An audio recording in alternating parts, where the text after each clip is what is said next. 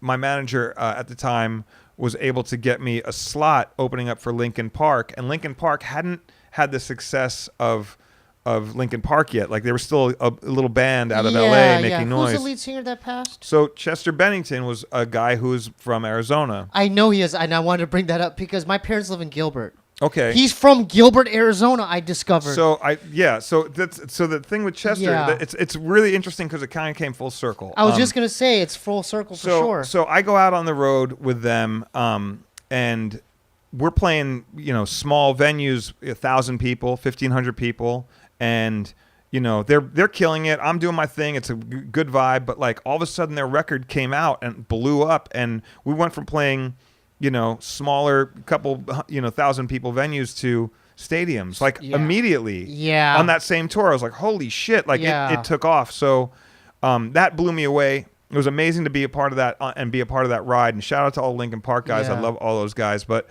in the process of that happening, I signed a record deal, and they wanted wanted an album, and I reached out to Chester, and I was like, look, dude, you're from Arizona, I'm from Arizona, and we kind of knew a lot of the same people, but we had never met until that tour.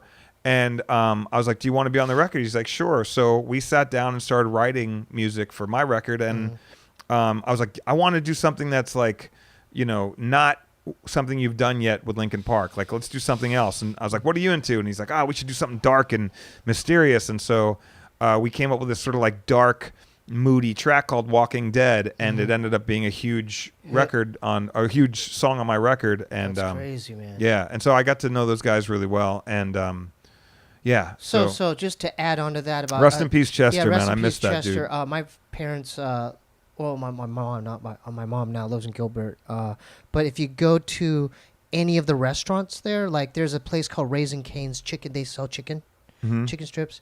There's any place you go to it, they have a picture, like a whole shrine of Chester. Of course, like he's like the hometown hero. Man. If you go to any of like the sandwich shops, he's everywhere. Yeah. So that's how I knew. I'm like, oh, that's a guy from Lincoln Park. And it says Gilbert, Arizona. He's from Gilbert. Yeah. So shout out to Gilbert. And he opened up a tattoo spot out there. Yeah. Yeah, he was the homie. He was a good dude. Really, really good dude. That's crazy.